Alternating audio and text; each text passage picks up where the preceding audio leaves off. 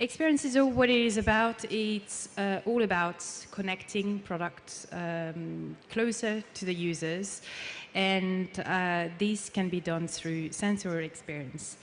So to really quickly, briefly introduce this, the multisensoriality, how it is used in campaign, in marketing. Multisensoriality is a very, very powerful marketing tool, and some brands know how to use it very well. So this is an example of Johnson & Johnson in India. It's a printed advert that smell of the baby powder of Johnson & Johnson. So they have a very cute message. You can't read that, but remember the smell of your little one, blah, blah, blah. So it's very kind of touching on the emotional level of mum and baby. So very strong marketing tool as well. Also fun marketing tool, so connecting senses together. Fashion example like this one, a BCBG Max Mazura that has partnered with Magnum Eyes to launch a scented scarf of chocolate. So I will talk a little bit about the synergy of senses later and how that can be used. Other funny example like this one, the beer brand Heineken's has developed something called the synthesizer. So it's basically connecting the sense of sound with smell. So another interesting synergy. And very, very interesting as well in terms of marketing tools, engaging type of campaign. In Brazil, Neutrogena, very recently, a few months ago, has launched this cover of this magazine, Caras. I don't know it, but it's a big magazine in Brazil. And you can basically wipe off the makeup of, she's a celebrity, she's an actress in Brazil, so very big there. So very interesting way of engaging people in using the product and making it very memorable, which is the key message here in using multisensory. Multisensory is also the topic of a lot of shows, not only beauty shows, but also deco shows or materials. So this is the Salone. It's a big trade shows of design show in Milan each year. And our packaging designer have come back with a lot of things going on around these trends of multisensoriality. So as you can see here, there's a lot of examples of textures that are paired with other kind of scent. So this one is the sound of texture by the concrete designer Iwonka, and you can see like if you touch the concrete, it makes different sound. This is an interactive wood that was designed by Johannes Wallin for BMW. So if you touch the panel, the wood becomes alive and just changes. You have here the sound of rain, so it's little sweet that you eat and it basically makes the sound of rain, so really kind of multi-sensory experience. Here is an art piece that connects with Facebook and that changes color and mood. So there was a lot of example at this show, as this design show in Europe, of like kind of connecting texture and digital connected as well. Okay, so the first part of this presentation is the sensory experience, so multisensory, how to engage the sense to build stronger connection to product users, and also exploring the connection between different senses, so what we call synergy.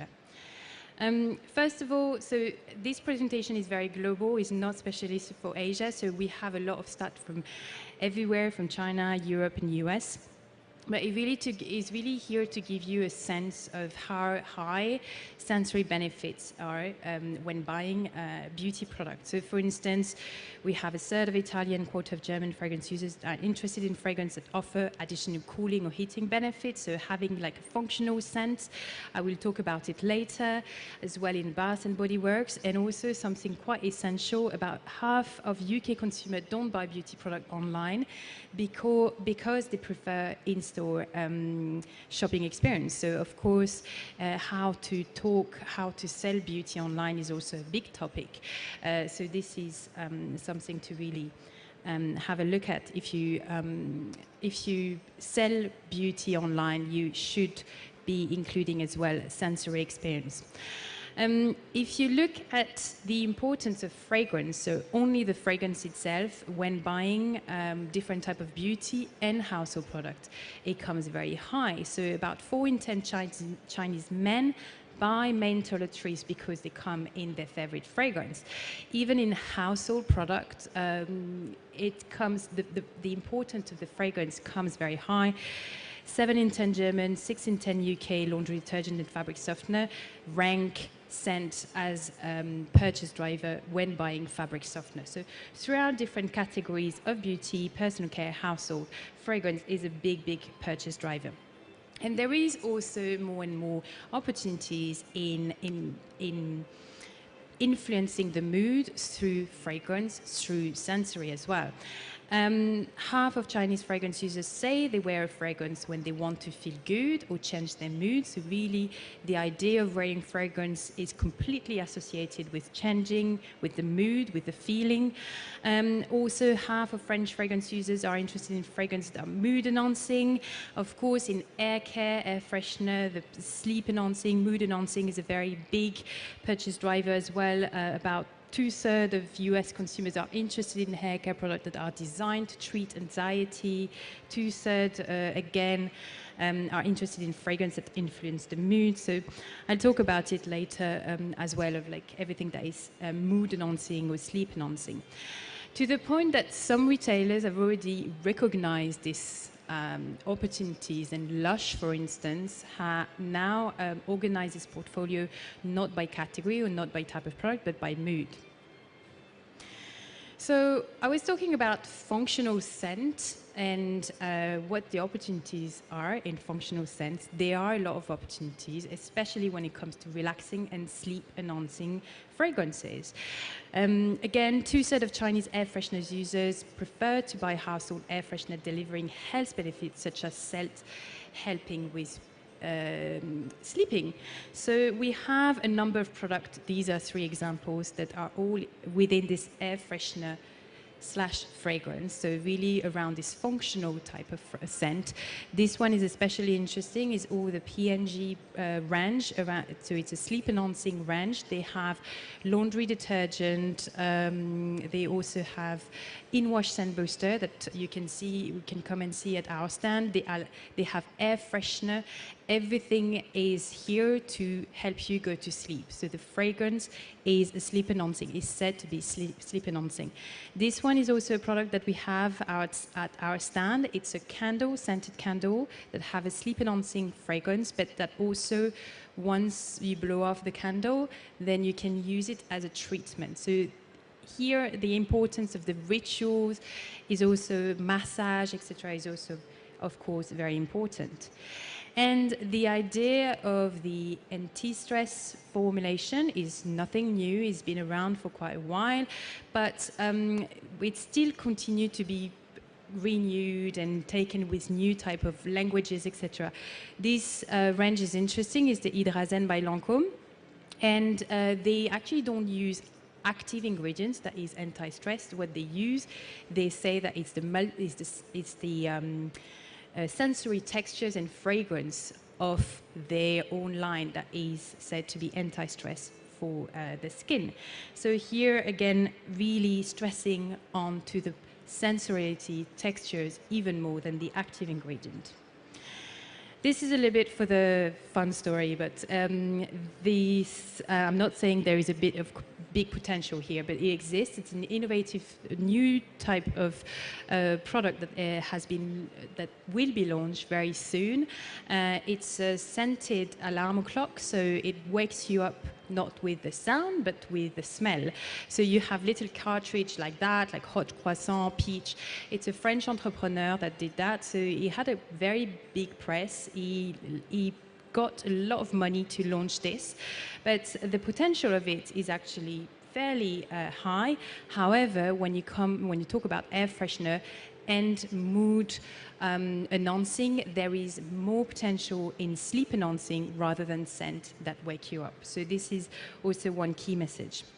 When it comes about when we talk about the fragrance, there is also another important thing to talk about, is like surround yourself with fragrance. So there is more and more opportunities in developing new formats of fragrance, including fragrance for clothes. So I was just talking about the in-wash scent booster. This is a format that is not available yet in Asia. It has been launched a few years ago by P&G and Henkel in the US, and it's purely a fragrance for clothes. So you use that in your washing machine. They use encapsulation of fragrance, and they claim up to 12 weeks of fragrancing your clothes. So quite interesting here, of course, to kind of always create a scented environment around you.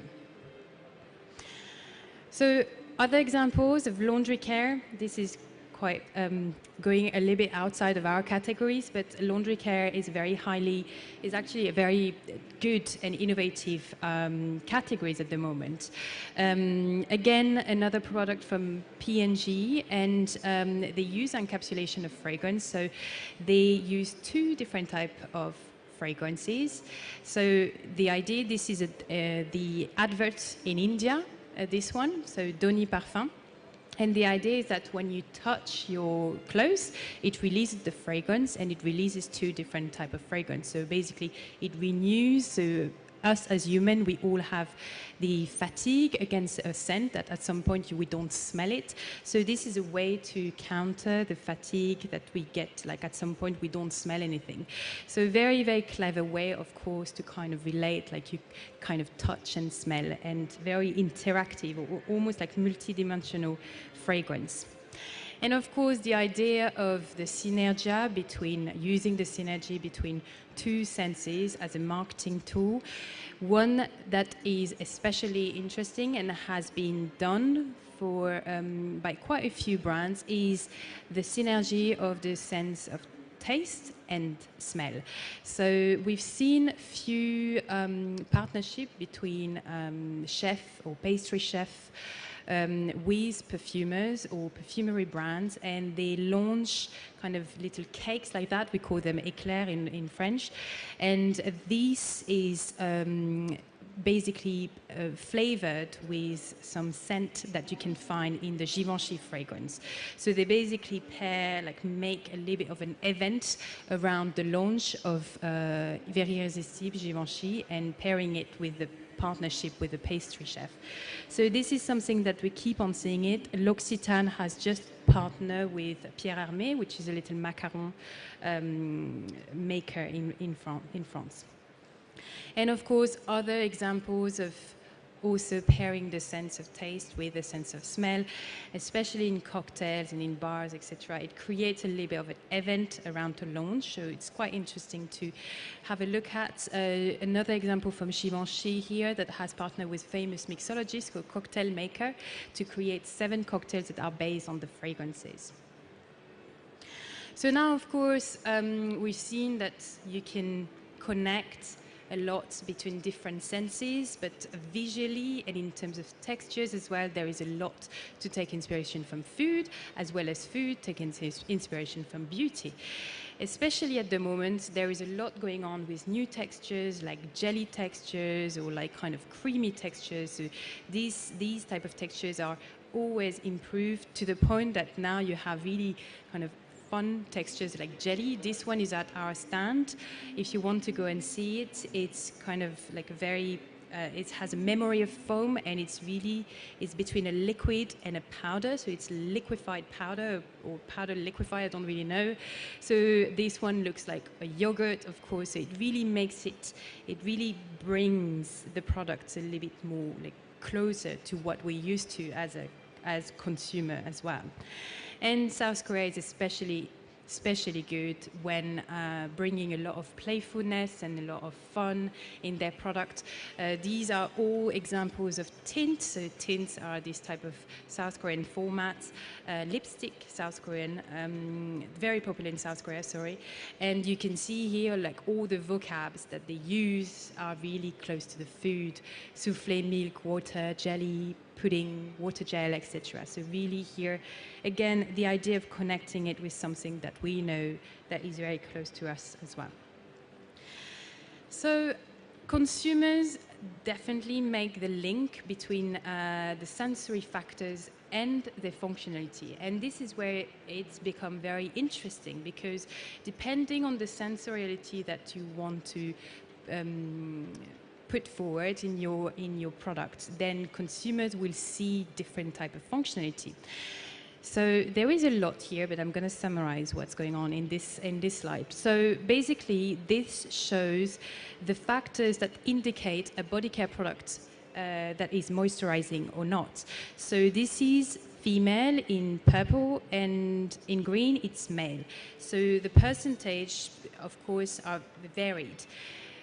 What you have to take out from that is that women are more likely than men to associate tactile benefit with moisturizing, and men will be more likely to associate the visual benefit with moisturizing. So here again, you can really play around different types of textures and different types of absorption to basically position your product differently. Multisensory experience as well is possible in cosmetics through transforming textures. In our stand, we have these two products that you can see. Basically, the idea, of course, is that the idea is in the name of the product. It's a transforming texture. So when you apply it, it transforms. This one, for instance, it's a South Korean product that removes makeup with the oil and then washes up with the foam, so it transforms from an oil to foam. This one is a gel to oil, and this one, very interesting, is the mud to oil. So basically, the idea here is that you combine two products. A mud is very efficient in terms of removing impurity, but it can be very, very dry and not skin friendly. So, of course, by making it, transforming it into an oil, you make it much more skin friendly and much better for the skin. Transforming texture means also fun and play and educational as well. So these two products are also in our stand. They are two transforming products in terms of texture. So this one, for instance, is the Peter Thomas Ross is the brightening bubbling mask. So it's a blue gel that when you apply it, when you spray it on your skin, it's transform into a foam, so basically the active ingredients is released, and this one transforms from a white gel into an orange or red type of gel, and it's said to react with the oil or with the makeup that you have, and then basically tell you when you have removed all of the impurities. So when the product has changed color, then you can wash it. In terms of feel good as well, so we're talking a lot about sensoriality, so the warming textures is also a vocabulary that is continued to be used by some brands. So we have these two products that you can see at our stand, so they work pretty much on the same principle. They are cleansers that are heating, and the heating action is said to open the pores so that it removes the impurities in a better way. This one also has a silicone applicator, so on top of it, it's even more efficient, because not only you open the pore, but it removes completely. Okay, so the second one, so that was really for the multisensory. The second part that I want to talk to you about is the connecting packaging. So making the packaging really part of the experience, making the packaging the product almost. So first of all, what is the level of interest in new packaging concepts? So this is for beauty and personal care for the UK. And you can see that the packaging in all category, beauty and personal care, with kind of added function or enhanced function, is more or less interested. At least the most interesting is packaging, which indicates when the product is running out. Then a little bit after, a quarter of UK consumers are interested in packaging with built-in applicator tools. Much later with built-in diagnostic tool. However, when it comes to anti-aging skincare solutions, so really more focus onto the anti-aging skincare, I was just talking about the general categories of beauty and personal care, then the interest of diagnostic tools that are integrated in the packaging is much, much higher. 3/4 of US consumers are interested in this. So far, we haven't seen many manufacturers having a functional packaging. Ioma is one of the only examples that has this little chip that is integrated in the packaging. Of course, there may be an issue of price here. So there may, even though the interest is high, there hasn't been so many manufacturers getting down that road. In makeup, of course, not only for makeup, but also in skincare. These are 3 examples of makeup, but you can make the packaging actually almost the product. And this is one of the best examples of what we've seen, like when the packaging is actually the product, or the product is the packaging, we don't really know, is the hidden foundation from Chosunga. So it's a new generation of cushion. They call it, the manufacturers that does it call it Easy Cushion. And the idea, you can see it on the picture, if you cut the product in 2, you have the product inside. So the product, the packaging is the product in a way. You also have the multi-dispenser, so make your own product. The idea of making your own product, yes, it may be a little bit gimmicky, it may sound a little bit gimmicky, but there are some very nice way, or like very approachable way, and these are 2 good examples of how to make this DIY or make your own very approachable. So this one, as you can see, it's just a clip that you take off. One is with a cushion, and if you take the cushion, of course, you just have the liquid lipstick that you can apply. This is especially interesting, is the from Chosunga, and is the CNT blender. So it comes in a little pot or in a tube like that. So one way you have the foundation, so nothing new in that one. The other part is the volumizer. So volumizer is basically like a how to say, like almost like a skincare product that you add on your foundation, and that makes your skin really dewy, really shiny. Come and see this product, you will see what I mean after that, because the transformation of the foundation is actually very clear visually. It becomes much more dewy, the skin is much more hydrated, so you can actually choose the level of the pearl volumizer that you add to your foundation to make it more or less shiny or more or less hydrating. The ultimate, of course, in making the packaging the product is the edible packaging. So, so far, of course, more examples in the food and drink categories that have made edible packaging. KFC, actually, I've never seen this one in real, but they had this edible cup. And you also have a few other examples of brands that are playing around this I like this word, biodegradable. So really, again, making the packaging full parts of the product. And that's a bit creepy in a way, but making the packaging almost like human.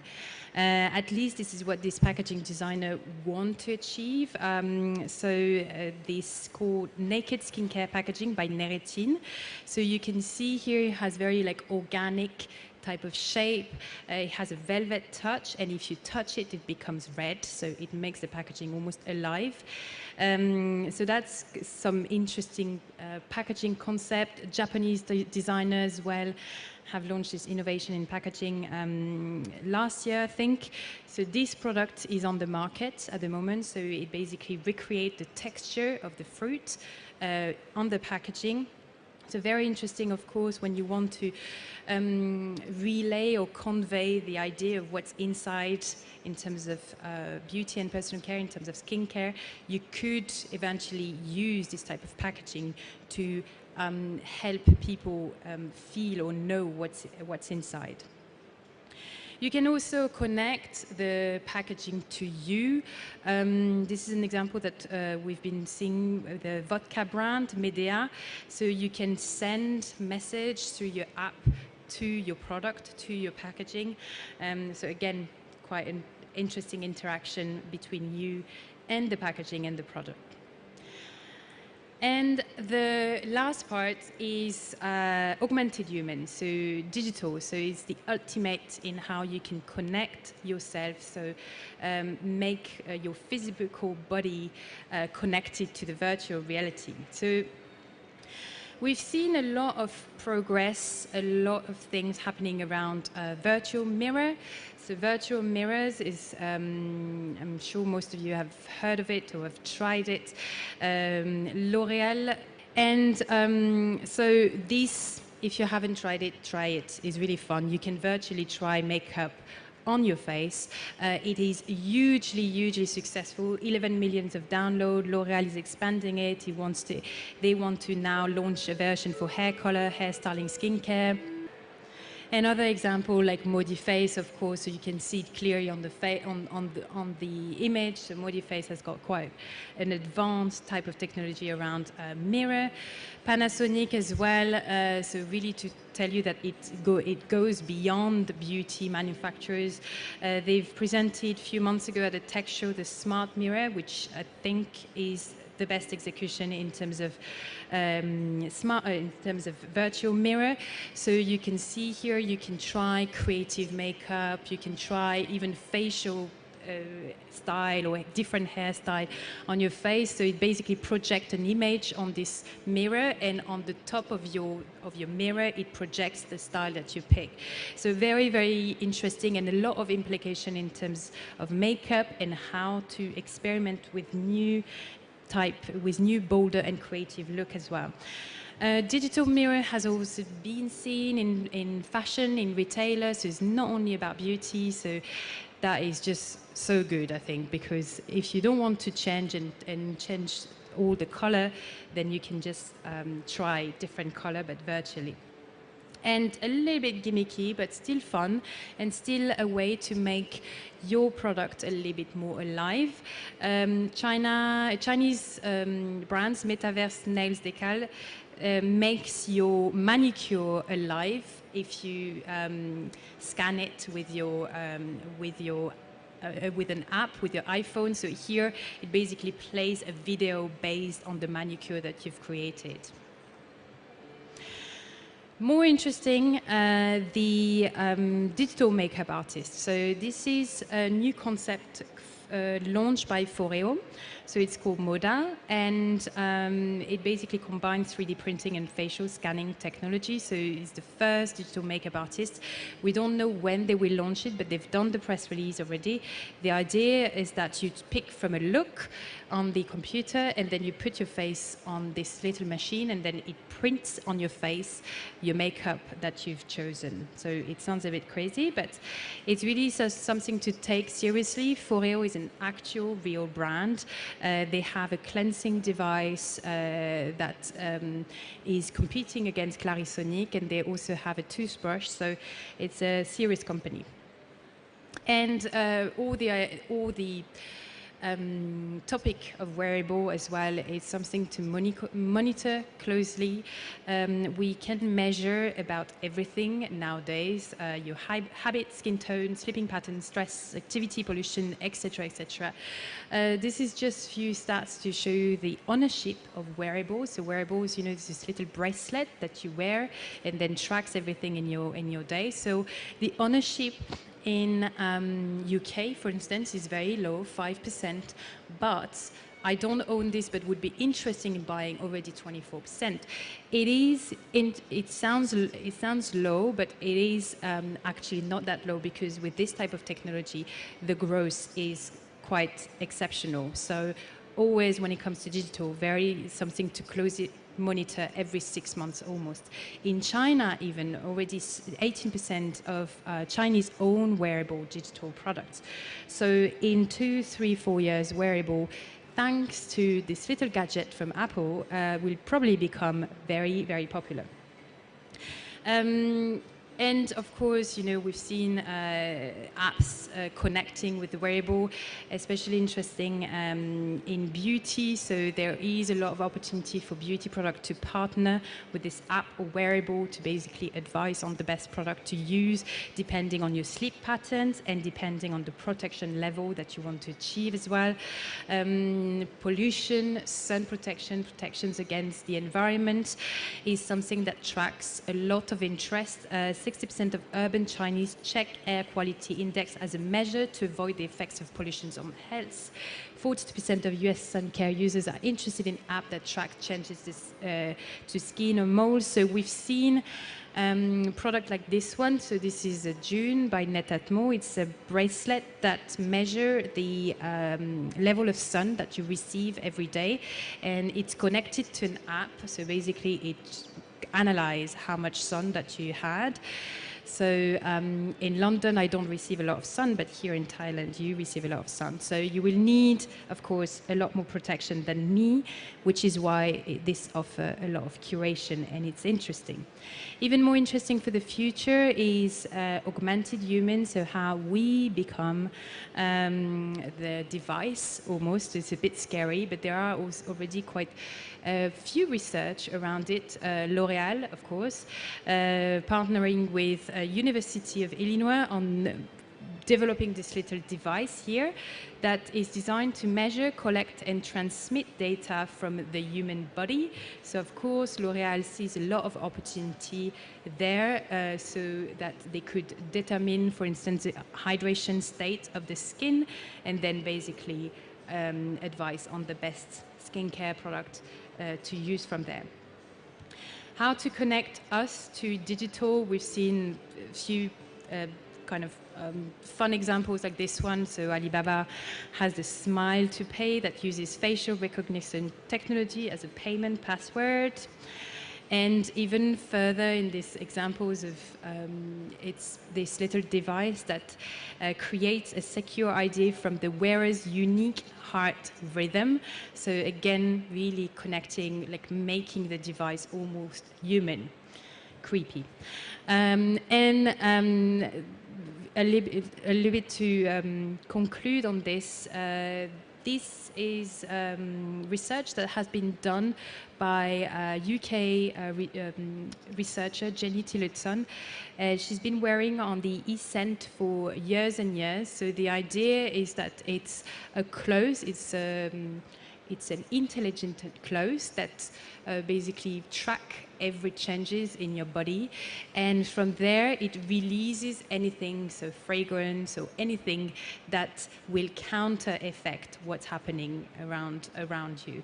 So yes, it sounds a little bit like, again, gimmicky and funny, but these are research that are really taken very seriously, at least by this researcher.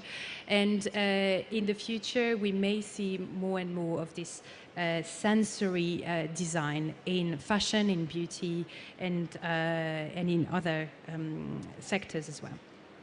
Okay, so as a conclusion to this presentation, of course, we've been talking a lot about multisensory experience. Exploring stronger links between the senses is a really powerful tool because it helps you to stand out from the crowd. Visual approach are overused, and that's why using other senses is very interesting in today's market. It encourages greater experimentation, build emotional bond between product and consumer, and create deeper, memorable experience, which you also want as a product manufacturers. Connecting packaging or connected packaging. So packaging can be much more than just a container. Packaging can straighten this link with real added functionality like measuring or indicates, as well as providing experience, sensory experience. So we've been talking about the edible packaging or the tactile packaging.